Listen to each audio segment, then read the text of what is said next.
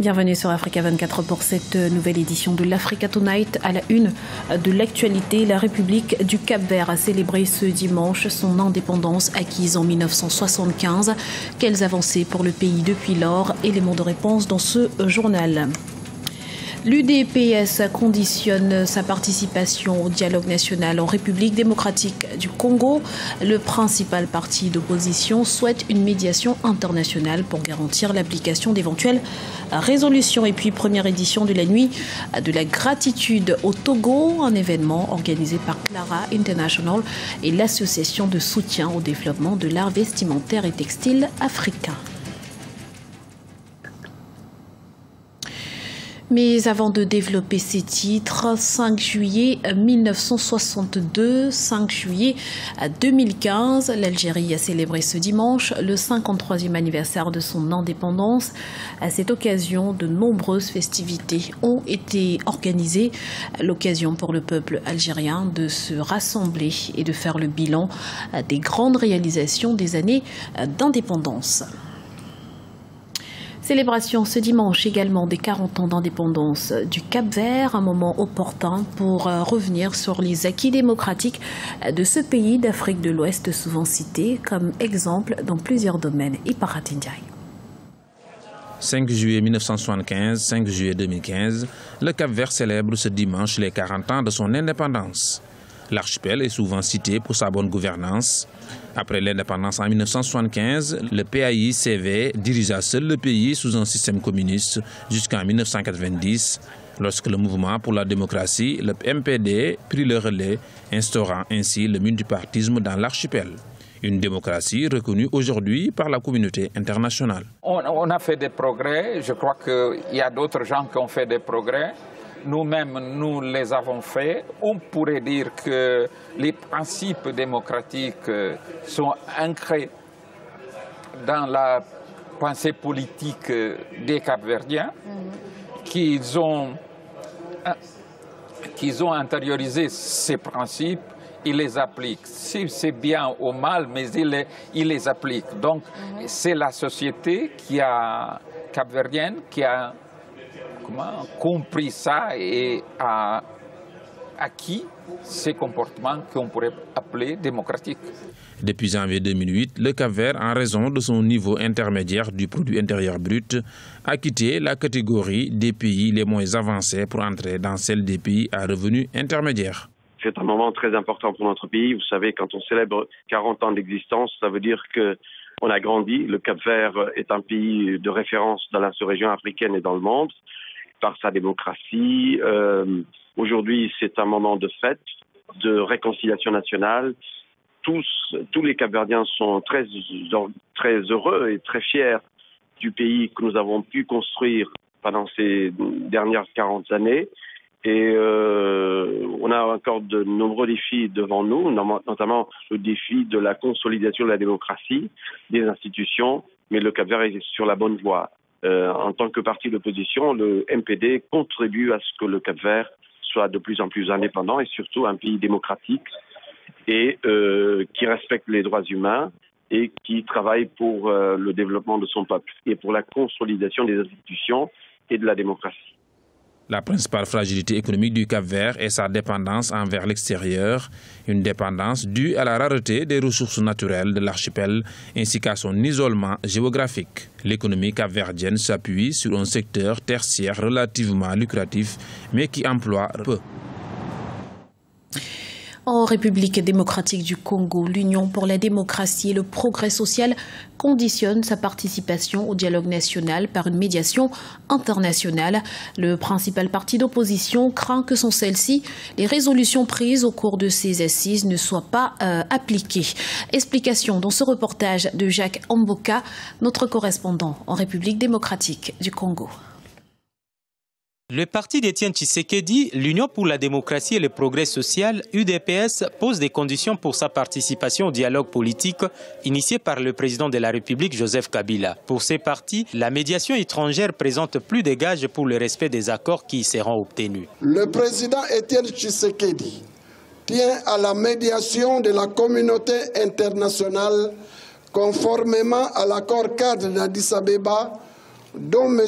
Kabila est signataire, ainsi qu'aux résolutions 2098, 2147 et 2211 du Conseil de sécurité des Nations Unies, ONU.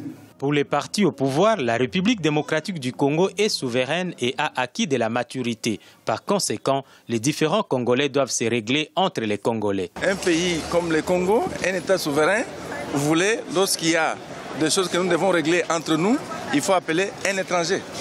Nous, ça ne passera pas. C'est dire que nous ne sommes pas à notre place. Nous n'accepterons pas ça. On n'est pas sous tutelle. Nous sommes un État indépendant, nous avons des têtes, nous avons des gens sages. S'il y a des petits problèmes, on peut les régler entre nous. Bien que les divergences persistent entre les deux partis, l'on note aussi des convergences, notamment en ce qui concerne le nombre réduit de participants à ces assises et la période relativement courte de sa tenue. Cependant, le manque de consensus autour de la question du médiateur pourrait hypothéquer la tenue du dialogue, estiment les observateurs. En attendant, le président de la République poursuit ses consultations et rendra prochainement publique la décision de la tenue ou non du dialogue. Dans l'actualité également, les modalités de mise en œuvre de l'accord de paix se précisent au Mali. Le comité de suivi s'est à nouveau réuni ce dimanche dans un climat apaisé à l'occasion de peaufiner le chronogramme précis de l'application des accords d'Alger. Se pose désormais la question du redéploiement de la nouvelle armée nationale avec en son sein des éléments des mouvements armés pour faire face à l'urgence humanitaire sur le terrain. En Guinée, l'enquête sur le massacre du 28 septembre 2009 au stade de Conakry va bon train, si bien que la Cour pénale internationale se dit satisfaite. Il faut dire qu'à ce jour, de nombreuses personnalités de haut rang ont été inculpées et des centaines de témoins ont été auditionnés. Le point tout de suite avec Emmanuel Miimono. La Cour pénale internationale suit de très près l'enquête sur les massacres de manifestants au stade du 28 septembre de Conakry. La procureure de la CPI a achevé samedi 4 juillet une visite de travail dans le pays afin de s'enquérir de l'état d'avancement de la justice sur cette affaire. Le bureau de Fatou Bensouda attend de la justice guinéenne l'organisation du procès des accusés présumés de ce massacre qui a coûté la vie à plus de 150 personnes. Pour les victimes et parents de victimes, les auditions et inculpations faites dans le cadre des enquêtes sont un signe encourageant. Elle a trouvé que le pool de juge est en train de travailler, donc elle est satisfaite de tout ce qui est fait. Et nous victimes aussi, nous voyons qu'il y a des inculpations qui sont là et il y a eu près de 400 et quelques victimes qui ont été entendues. Nous estimons que ça va avancer et ce que nous demandons, c'est de continuer l'audition. La justice guinéenne a déjà procédé à l'inculpation de plusieurs hauts gradés de l'armée responsables de la junte militaire au pouvoir. Le capitaine Moussa Dadis Camara, chef de l'État au moment des faits, a aussi été entendu en qualité de témoin dans cette affaire. Depuis que l'ex-chef de la junte a annoncé son retour en politique, sa présumée responsabilité dans ces massacres cristallise le débat. Les avocats des victimes se félicitent du travail déjà effectué par la justice guinéenne en vue de faire la lumière sur cette affaire. Nous apprécions hautement le niveau d'avancée du fait que plus de 400 victimes se sont constituées partie civile et que 14 personnalités de l'ancienne CNDD ont été inculpées. La visite de Mme Bensouda amène les victimes à estimer qu'ils ne sont pas abandonnés et qu'elles sont accompagnées par le bureau du procureur. La Cour pénale internationale n'est pas encore saisie et n'a donc aucune influence directe sur ce dossier. L'affaire est confiée à un pôle de juges guinéens qui a déjà effectué des avancées notables. Il appartient à ces pôles de juges de poursuivre l'instruction. La présence de la Cour pénale internationale aux côtés de la justice guinéenne est considérée comme une marque d'attention à la tenue d'un procès juste et équitable. Lomé, la capitale togolaise, a vibré au rythme de la nuit de la gratitude ce 4 juillet. Une soirée de défilé de mode qui a vu la participation de 5 stylistes de renom. En tête de liste, Clara Lawson Ames, qui après une longue carrière à l'international, effectue un délicieux retour aux grâces. Voyez ce reportage de nos envoyés spéciaux Hortense Assaga et Ella Djindjaï. Elle s'appelle Clara Lawson Ems, elle est togolaise, styliste de son état et ça fait plus d'un quart de siècle qu'elle a quitté son pays, son Togo, chéri comme elle aime à le dire. Et pour célébrer son retour ici, elle a organisé une nuit de la gratitude où elle a convié entre autres 5 créateurs togolais, des jeunes talents qui marchent dans ses traces. C'est aussi pour célébrer le textile togolais et africain plus largement qu'elle a permis ici à de magnifiques silhouettes de défiler. Je vous propose d'écouter quelques réactions à l'issue de ce show. Je suis très contente parce que ce que nous voulons faire, c'est de faire de Lomé la capitale de la mode. Et je crois que c'est le lancement et le public nous a accompagnés. Et je crois que mon rêve va devenir une réalité. C'est vraiment une très belle soirée, elle est très simple, elle est pleine de grâce, elle est pure. Et je crois que ça vaut vraiment le coup d'être venu. Si quelqu'un avait un doute, il n'y en a plus désormais. Le Togo est définitivement la capitale du pagne. Lomé, capitale du pagne, comme l'a signifié le ministre de la Culture et de la Communication.